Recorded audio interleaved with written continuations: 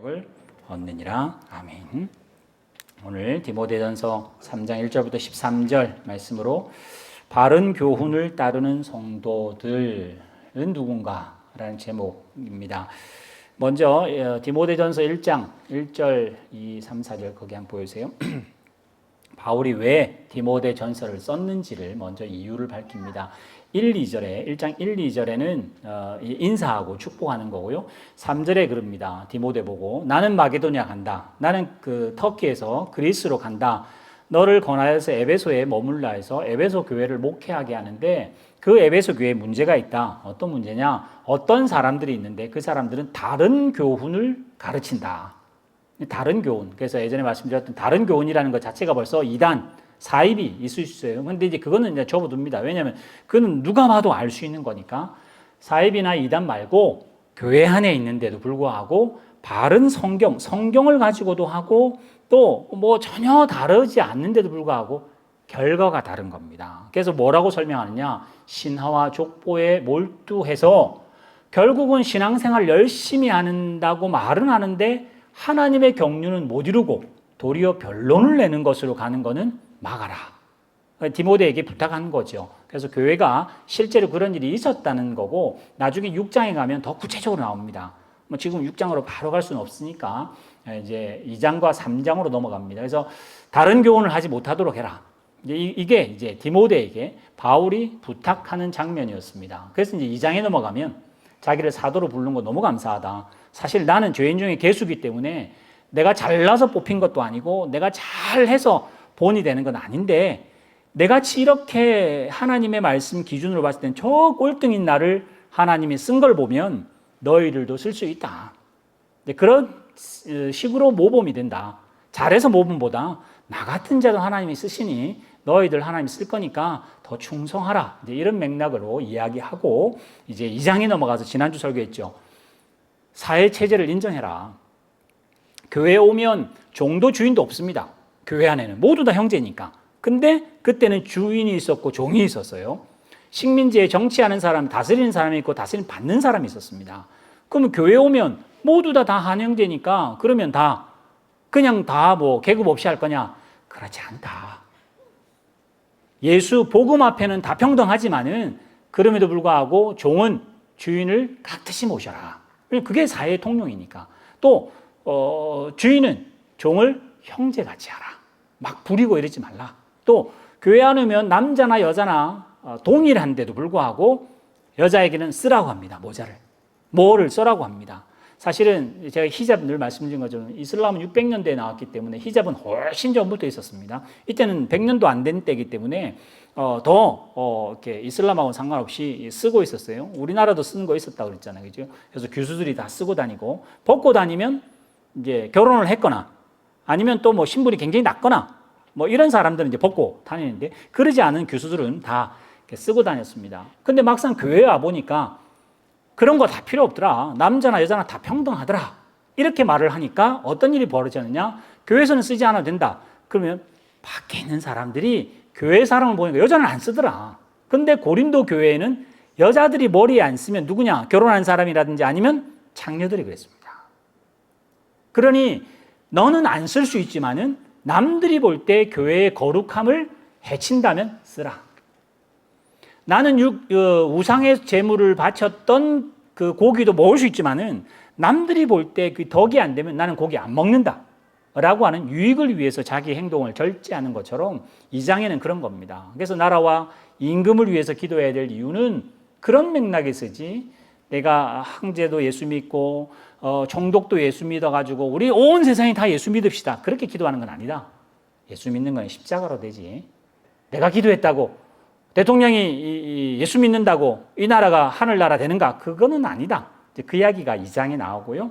2장 뒷부분에 좀 나가면 조금 첨예한 게 나옵니다. 남자, 여자 나오고 여자가 먼저 범죄했다. 뭐 이러면서 여자 보고 순종하라는 본문이 이제 있긴 해요. 근데 그거는 그렇게 이해하셔야 됩니다. 일단은 디모데 전서라는 책 자체가 뭘 위해서냐? 다른 교훈하는 사람을 막는 것 때문에 했었어요. 근데 다른 교훈을 하는 사람들이 어떤 일을 하느냐? 여자들도 막 가르치고 주장하고 막 그런 일들을 한다는 이야기거든요. 나중에 이제 3장에 나오는 일도 마찬가지일 겁니다. 그렇게 하는 그 사람들이 그렇게 하니 너희들은 그렇게 하지 말라. 그래서 남자는 높은 것도 아니고 더 받은 것도 아니고 여자는 덜 받은 것도 아니고 모자란 것도 아니다. 하나님이 정하신 거면 오케이. 하나님이 나를 남자로 부르셨으면 내가 복 받아서 우리 예전에 이 로마 이 줌에는 그 이야기 나왔다잖아요. 또 예수님 계셨을 때는 여자로 안 태어난 거 감사하고 사마리아인으로 안 태어난 거 감사하고 그런 시대에 살았다 할지라도 여자로 태어나도 부족함 하나도 없고 남자로 태어났다고 별달리 덕볼 일 없는 하나님이 정하셨으면 그 정한 일에 오케이입니다. 그래서 제가 뭐 그걸 더 설교하는 건 아니고 제일 마지막 절 2장 제일 마지막 절 액정에 안 나옵니다만 보시면 그러나 여자들은 만일 정숙함으로 믿음과 사랑과 거룩함에 거하면 그의 해산함으로 구원을 얻는다 이렇게 본문에 있어요. 여러분 해산이라고 하는 것이 우리 인류 역사에 나타날 때 죄로 나타났습니다. 아담과 하와가 범죄하고 난 다음에 하와에게 하나님 벌을 주시죠. 아담에게도 벌을 주잖아요. 그렇지? 벌을 주고 벌을 줄 때 그 여인에게 뭐라고 하냐면 해산의 고통이 있을 거라고 말을 합니다. 그러면 여자는 모자라니까 그 고통 받았냐? 그렇지는 않습니다. 하나님의 죄의 어떤 그 벌로 저주로 남자에게는 고생하고 힘든 일들을 맡기신 게 그때였고 또 여자에게는 해산의 고통을 주세요. 그래서 해산의 고통으로 해산함으로 구원을 얻는다. 이 본문이 지금도 이렇게 해석의 난제라고 말을 하거든요. 그러니까 이 말은 아까 제가 처음 말씀드린 것처럼 하나님이 정하신 일이면 남자도 하나님의 뜻을 이루매 넉넉함도 없고 여자라 할지라도 하나님의 뜻을 이루는 데는 부족함이 없다. 하나님이 정하셨으면 거기에 순응하고 순종하고 받아들이면 구원이 있다. 이제 그 이야기를 2장에 하고 이제 3장 본문 보이세요? 3장 1절부터 보시면 오늘 제가 그래서 오늘 여기 아까 말씀드렸죠. 이 에베소 교회는 다른 교훈을 하는 사람이 있었어요. 성경도 쓰고 예배도 드리고 똑같은 행위를 하는데 결과가 다른 거였었어요. 자기 잘난 것만 말하는 거예요. 자기가 더 많이 안다는 거, 자기가 더 경건하다는 것만 말하는 일로 쓰는 거는 다른 사람이었고 다른 교훈이었고 그걸 바울은 거짓 교사라고 표현을 했습니다. 그러면서 이제 여기 3장 1절에 미쁘다 이 말이여 사람이 감독이 되려 하거든 이런 일을 하라고 쭉 설명을 합니다. 그래서 오늘 제가 이 설명을 제가 주보에 써놨죠. 남자와 여자로 하나님 만드셨고 조화롭게 그 다음에 또 교회는 직분을 만드셔서 감독이나 집사나 성도나 누구나 이런 일들을 하나님이 맡기실 때 뭘 맡겼는지 잘 보시면 하나님이 우리 교회와 여러분이 믿음의 포커스를 어디에 둘지를 잘 알 수 있습니다. 제가 기독교를 뭐 평가하는 걸 제가 알 수는 없습니다만 지금 신학교에서 이제 교회사를 가르쳐요. 교회사는 신약 성경에 나오는 계시록이 딱 끝나는 시점부터는 교회사라 그럽니다. 그러니까 똑같은 초대교회인데도 불구하고 성경이 나온 때는 초대교회라고 말을 안 합니다. 그때는 신약이라고 그러고 초대교회 그 성경이 딱 끝나는 이후부터는 초대교회라고 표현을 해요. 그때 보면 어떤 일이 벌어지냐. 초대교회부터 지금까지 2000년의 역사 가운데 어떤 일이 벌어지냐면 하나님이 역사하시잖아요. 그럼 부흥이 일어나고 사람들이 막 모입니다. 대표적으로 베드로가 그랬죠. 설교했는데 3,000명이 돌아오는 일들이 있었죠. 초대교회는 뭐 우리가 접어두고 한 앞으로 100년과 200년 그 전 이야기를 한번 해볼게요. 우리나라 교회를 이제 우리가 지금 사니까 더 이렇게 리얼하게 좀 설명할 수 있을 것 같습니다.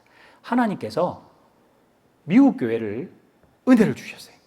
은혜를 주셔가지고 미국이 기독교 국가인가? 그렇지 않습니다. 미국은 그냥 세속 정부입니다. 여러분 혹시 여기도 시민권을 받으신 분이 혹시 이렇게 시민권 할 때 시험 치는 거 뭐 그런 거 있잖아요. 그런 거 할 때 여러분들 호주 정부는 세속 정부라고 표현이 되어 있어요. 그러니까 기독교 정부는 아닙니다. 기독교 문화에 있어도 기독교 정부라고 말하지는 않거든요. 그런 면에서 이런 일이 있었습니다. 미국에 처음에 초창기에 청교도 기초로 했을 때는 교회, 학교 이런 것들이 다 기독교 베이스 위에 있었어요. 그래서 모든 사람들이 다 거기에 헌신하고 뭐 이렇게 기부하고 그래서 교회가 부흥을 하는데 막상 정부가 만들어지면서 독립선언문을 쓰고는 중립을 지키라고 정부가 합니다. 그래서 기독교를 안 믿어도 자유입니다. 자유가 돼요. 그래서 그 자유를 하다 보니 어떤 일이 벌어지냐. 학교를 하고 병원을 하는 교회가 정부에서 돈이 지원이 안 되니까 교회가 돈을 벌어야 되는 일들이 벌어지기 시작합니다.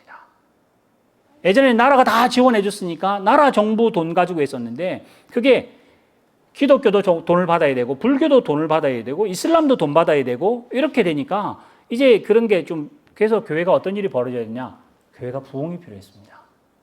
물론 교회가 부흥이 필요한 게 그것 때문만은 아닙니다. 하나님이 주셔서 부흥했죠. 근데 그때 나타난 현상 중에 하나가 영적 부흥이었었어요. 우리나라도 1907년이라고 하는 평양에 대부흥이 있었잖아요. 수많은 사람이 예수 믿게 되는 일들이 실제로 있었습니다. 근데 하나님의 역사임에도 불구하고 안에 안 좋은 점이 있었습니다. 그 안 좋은 점이 뭐였냐? 한번 부흥을 하면 그 부흥을 주신 하나님께 포커스를 안 맞추고 자꾸만 부흥의 도구 됐던 목사님에게 포커스를 맞춰요. 그때 그 휘필드라고 하는 목사님이 설교를 그렇게 잘했단다. 조나단 에드워드라고 하는 사람이 너무나 잘했단다.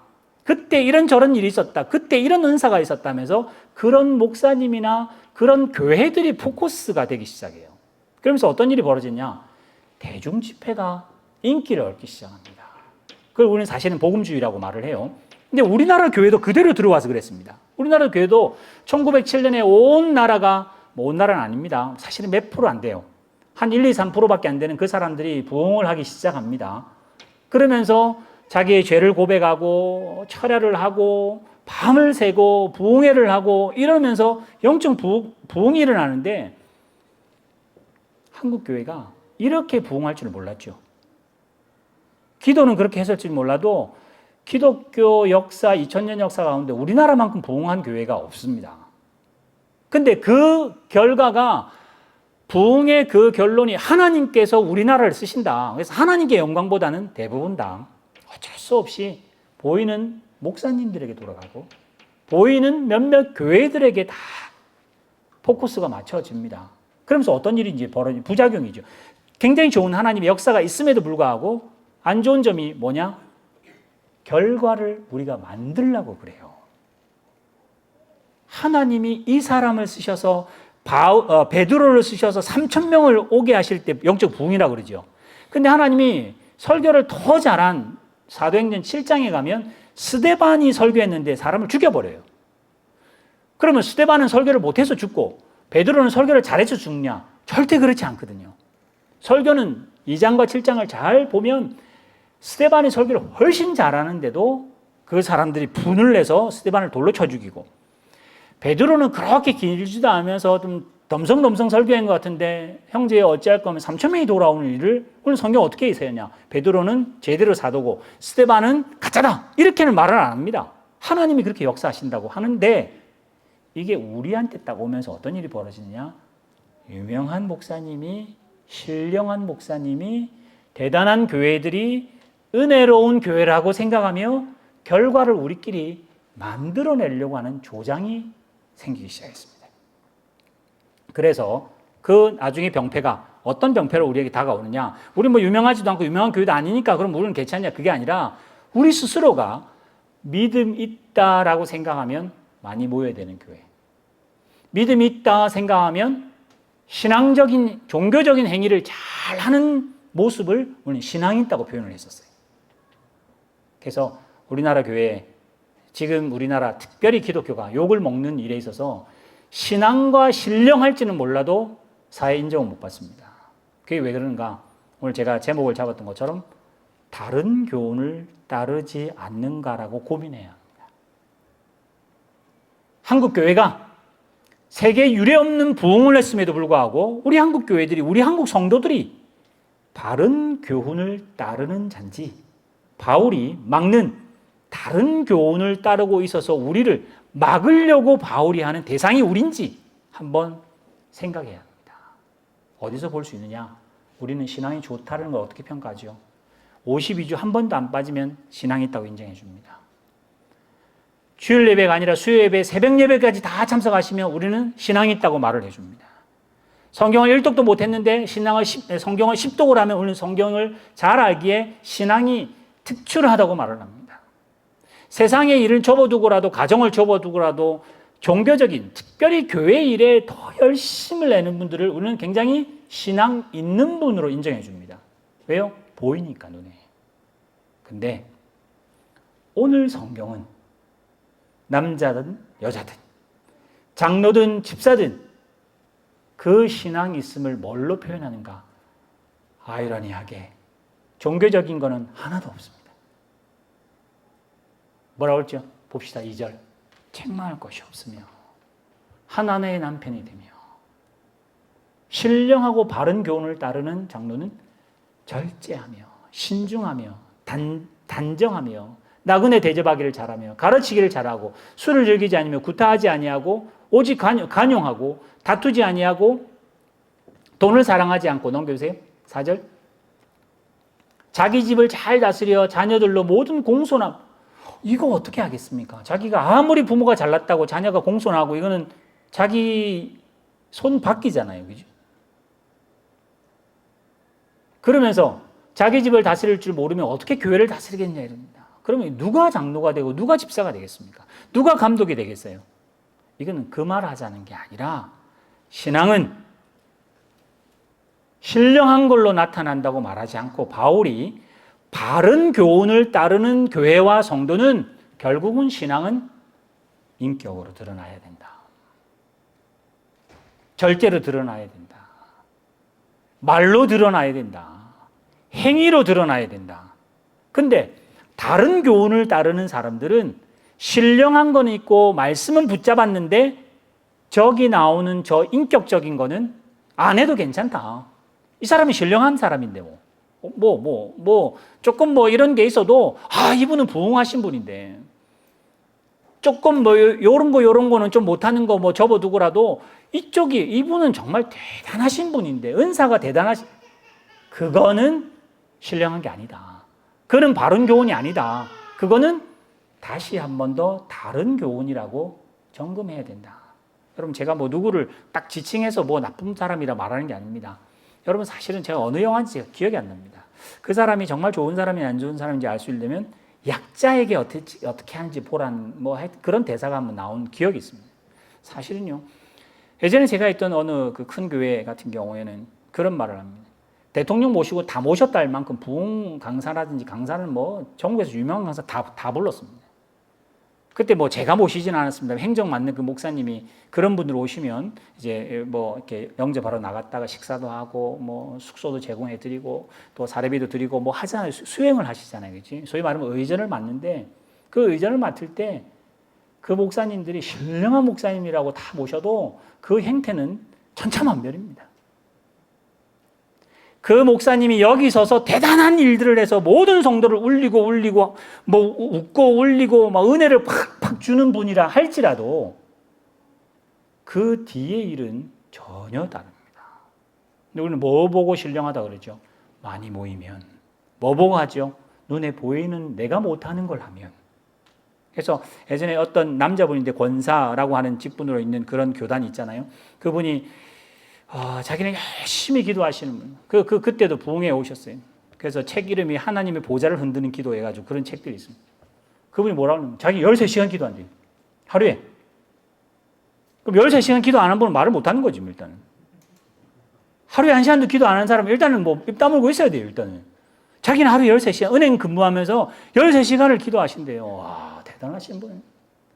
대단한 분이지, 근무하는 시간 빼고 13시간 기도 빼면 어떻게 해야 될지 모르겠어요. 대단하신 분이죠. 전 세계에서 유일할 것 같아요. 우리는 그런 데 굉장히 좋아합니다.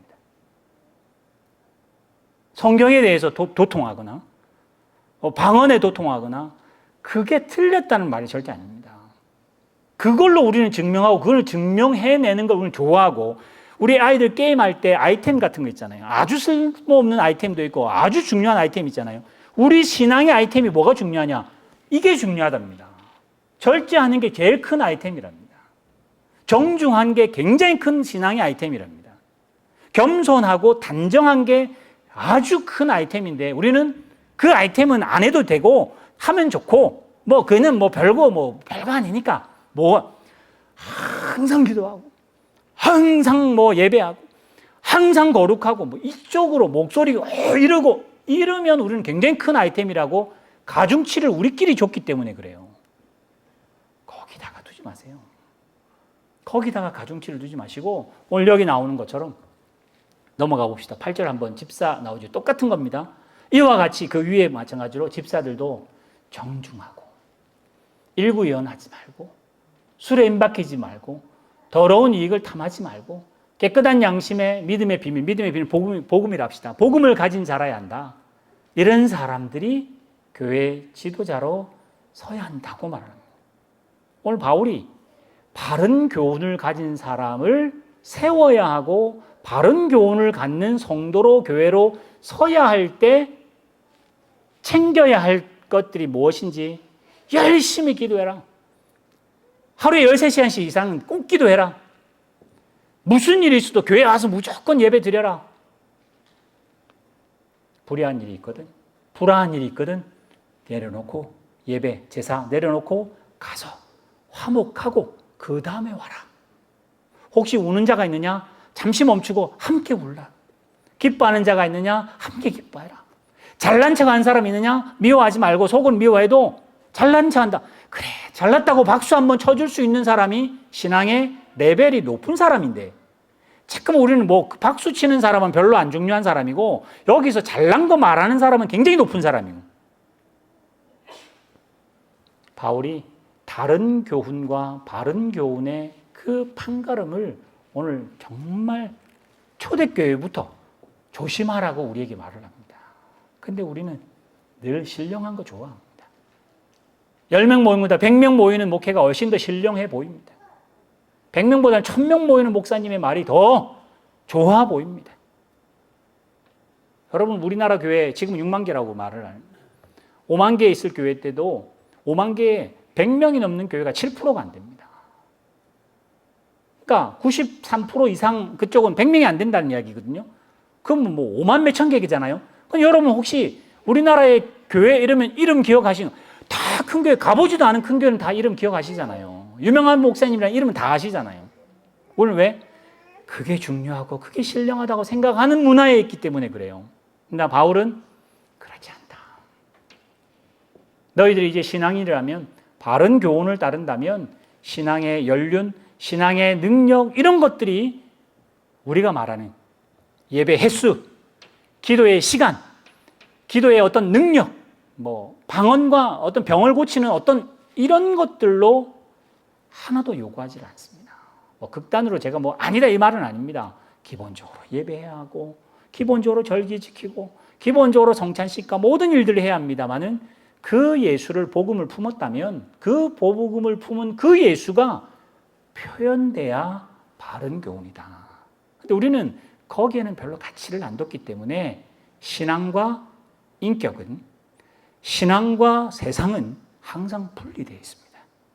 그래서 지금 우리나라 교회 같은 경우에 신앙 있는 사람을 존경함을 받는 그런 교회들이 얼마나 되는지, 내 주변에 예수 믿는 사람인데 참 내가 예수 얼굴 못 봤지만은 굳이 본다면 너 같은 얼굴이겠다라고 말할 사람이 이때까지 신앙생활 하시면서 몇 번 있었는지, 주변에 사람이 있는지. 제가 예전에 과천에서 목회할 때 어떤 분이, 이 집사님이 그랬어요. 평생에 자기 신앙의 목표는 참 예수님 닮았다고 10번 듣는 거라고 그랬어요. 내 입으로 10번 하는 게 아니라 누군가의, 내 주변에 있는 사람으로부터 당신은 참 예수님 닮은 것 같다는 말을 농담이라도 하여튼 10번 듣는 게 자기 평생의 목표라고 그랬었어요. 성경 10도 가는 거 너무 중요하죠. 예배를 52주 한 번도 안 빠지는 거 너무 중요하죠. 그러나 내가 예수님을 안 닮으면, 우리의 성품이 예수님을 안 닮으면, 아까 우리 교동문도 그렇고 찬송 뭐 앞으로도 하겠습니다만, 내가 예수님을 안 닮는데 내가 가진 복음이 뭐 그렇게 대단하겠습니까? 그리고 우리는 내가 대단하다는 걸 보이기 위해서 예수가 필요하고, 내가 거룩하다는 걸 표현해서 예배해야 되고, 내가 거룩하고 내가 신령하다는 걸 위해서 종교 행위를 하는 것밖에 안 됩니다. 그렇지는 않습니다. 오늘 우리 교회에 가장 가중치를 뭘로 둬야 되는가? 예배 참석이 있죠. 목사님들 뭐죠? 목회가 되기 위해서는 다 예배에 참석하십시오. 결석하시면 안 됩니다. 목숨 걸고 주일 성수하세요. 다 헌신하시고 다 헌금하세요. 거기다가 포커스 맞추죠. 교회 입장에서는. 그거보다 더 중요한 게 성경은 있답니다. 절제하시고 친절하시고 여러분 얼굴에, 여러분 표정에, 여러분의 원행심사에 그 인격이, 그러면 이거는 그러면 저 너무 높은 걸 저 어떻게 하냐? 지금부터 목표가 저렇다는 거 아니에요. 그러니 지금은 유치부 같잖아요. 우리가 다 기분 나쁘게 하면 기분 상하는 거고 서로 뭐 별로 뭐 안 좋고, 그러다가 조금 더 잘하면 이제는 기분 안 좋은 것과 얼굴은 좀 다를 수 있습니다. 그게 가식이 아니잖아요. 더 이렇게 배려하는 거잖아요. 그리고 조금 더 하면 진리냐 아니냐 막 그러다가 이제 사춘기 되고 이런 막 정체성을 혼란을 갖다가 나중에 작년에서 노년 조금 가면 어떤 일이, 이것도 맞고 저것도 맞을 수 있구나. 예전에 이것만 맞다, 이거는 틀리다, 이런 식이었는데 이제는 이것도 맞을 수 있고 저것도, 그러면서 자꾸만 이제 합의를 할 수 있는 아주 신앙의 연륜이 자라는 모습이 필요한데, 우리는 맞고 틀리고 이거 아니고로 신앙의 결단, 그렇지 않습니다. 여러분, 인생이라고 하는 것과 신앙이 하나님이 그냥 두시지 않잖아요. 하나님이 이런 거 안 썼다면, 예수 믿는 순간 바로 하늘나라 데려갔으면 굉장히 쉬웠을 텐데, 하나님 왜 이렇게 살려두셨을까? 그 어려운 환경 가운데, 합일 안 되는 부부 가운데, 합일 안 되는 아이들과 부모 가운데, 그 원수 같은 그 관계 가운데 예수 성품 만들어내라고 우리에게 훈련을 시키신, 우리 같이 잘 안 맞는 마음 가운데 왜 우리를 교회로 모았을까? 여기서 갈고 닦으라는 거 아니에요. 그런데 우리는 자꾸만 뭔가를 효율적이어야 돼. 교회의 보탬이 돼야 돼. 교회가 좀 뭔가 이바지해야 신앙이 있는 것처럼 보여. 그렇게 가지 않습니다. 그래서 오늘 여러분들이 여기 장로, 집사만 그러십시오, 감독만 그러세요, 그게 아니라 바울이 디모데에게 말하잖아요. 에베소 교회는 그렇게 하세요. 그걸 목표 삼으세요. 그러면 우리 전부 다, 저와 여러분이 함께, 우리 아까 3절 다시 한번 2절 보여주세요. 책망할 것이 없으면, 왜 책망할 게 없겠어요? 다 있죠. 근데 뭐죠? 책망 안 하는 거죠. 책망할 게 없는 사람은 죽은 사람일 겁니다. 그렇지? 책망할 게 있습니다. 근데도 나는 책망을 절제합니다. 하나님의 남편이며 절제합니다. 신중합니다. 단정합니다. 나그네를 대접하길, 가르치기를 잘합니다. 뭐 그 다음에 나오는 모든 일들, 돈을 사랑하지 않는다. 이 누가 그렇게 하겠어요? 돈이 하나님 되진 않도록 애를 쓰시는 거겠죠. 이게 우리의 가중치입니다. 아까 제가 게임 아이템 말했잖아요. 우리 교회는 기도 열심히 하시고 성경을 정말 신학적으로 깊이 아는 것 1달란트, 정중하면 10달란트, 이런 식이라는 거죠. 우리 문화가 그거를 가중해 줄 때 존중이 되는 거죠. 배려하고 섬겨주면 좋고, 안 섬겨주면 뭐 어쩔 수 없지 뭐. 근데 기도는 열심히 잘한다, 그거는 별로 가중치가 아니라고. 우리 교회의 분위기가 그러면 훨씬 더 우리 안에서 치유를 받고, 우리 밖에 있는 사람들이 예수 향기를 밖에서 느낄 거 아니에요. 근데 우리는 대부분 다 교회에서 먼저부터 치고받고 싸우기 시작합니다. 교회에서 경쟁하기 시작합니다. 그건 바른 교회는 아닙니다. 오늘 여기 나오는 이 본문처럼, 예전에 제가 전도사로 애들 가르치고 그럴 때 아나바다, 우리 그런 말 줄여서 좋아하잖아요. 그것처럼 그때 우리 가르치는 게 이런 거였어요. 예고미수 뭐 그랬던 것 같아요. 예고미수. 누가 물으면 아이들한테 예라고 대답. 예. 응 이러지 마. 예라고 대답. 고맙습니다. 교회면 고맙습니다 말해라. 미안합니다 그렇게 말하고, 수고하셨다고 말하고. 그게 뭐 대단한 신앙의 이벤트나 그런 아닌데도 불구하고 그 말을 안 한다. 그것처럼 또 있어요. 여러분 사진 찍을 때 좌측 우측이 다릅니다. 사람이 이 대칭이 안 돼요. 연예인들이 잘난 사람 보면 대칭이 비슷하게 되는데, 여러분 하여튼 오늘 집에 가서 거울 잘 보세요. 오른쪽이 예쁜지 왼쪽이 예쁜지, 예쁜 쪽으로 사진 찍으셔야 돼요. 이게 이제 얼짱각도인데, 그 말 딱 뭐 미인 대칭이 돼. 자, 얼굴에 미소를 지으셔야 돼요. 성도는 신령한 것 그 이전에 얼굴에 미소가 있어요. 지금은 괜찮잖아요. 마스크 반만 미소 지으면 되잖아요. 이거 안 해도 되잖아요. 요 위에만 미소를 지으면. 일단 성도는, 화성교회 성도는 덮어놓고 교회에 오시면 미소를 지으셔야 돼요. 그거는 정말 신령 위에 있다고 생각하시고 책임을 지고, 교회에 오기 전에 참 힘든 일이 있었어도 오면서 대부분 뭐 모릅니다만은 부부들이 많이 싸우잖아요. 그치? 교회 오면서 싸우고 교회 가면서 싸우고 뭐 주로 그런 일이 벌어지면, 그래도 교회 오면 웃으세요. 아이들이 뭐 난리굿을 해도 일단은 여러분 얼굴에 미소가 있는 건 실력이 있는 겁니다. 그 다음에 뭐죠? 교회 오면요. 우리 교회가 뭐 약한 것 중에 하나인데, 교회 왔다. 오늘 지금도 우리 뭐 호주 사람 왔다 하는데, 우리 교회에 처음 보는 사람이다. 이러면 적이 아닙니다.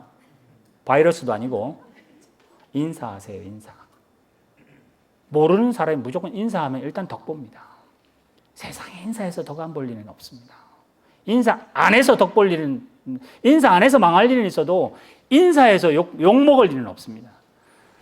여기는 제가 그렇지는 않습니다. 과천이라고 하나 정말 좁은 동네는 이제 신문에 제가 기고도 많이 하고 그러니까 시인이나 우리 아이들 지나가면 저 목사님 아들, 목사님 딸 뭐 그대로 판박이로 알았었어요.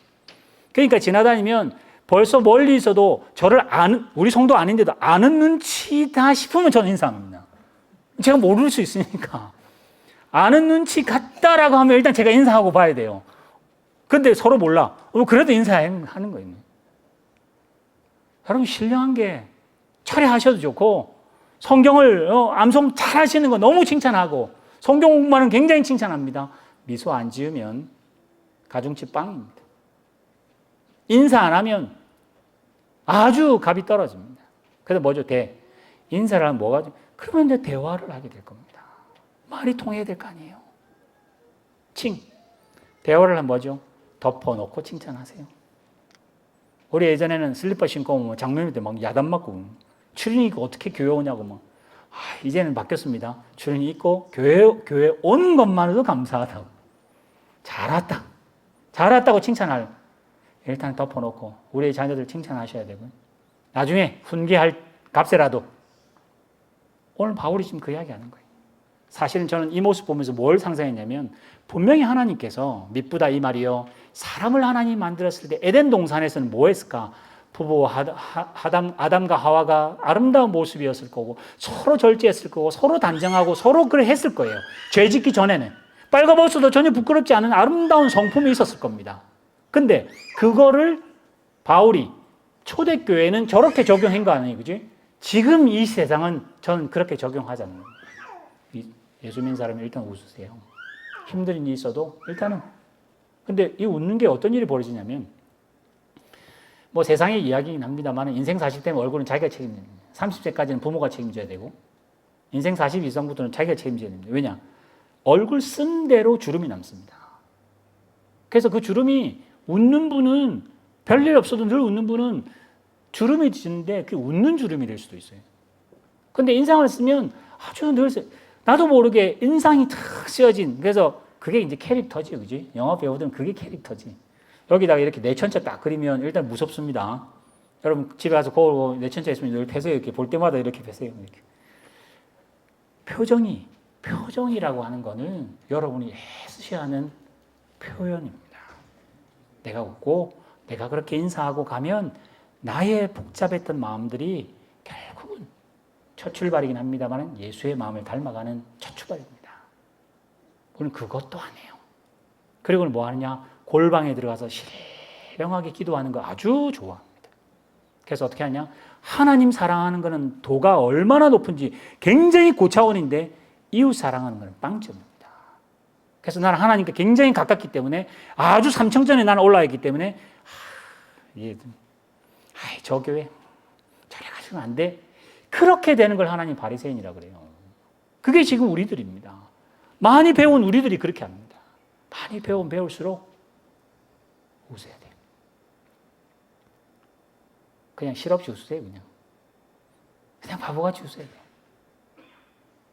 예수님이 참 아이러니한데, 예수님이 웃었다는 기사는 하나도 없습니다.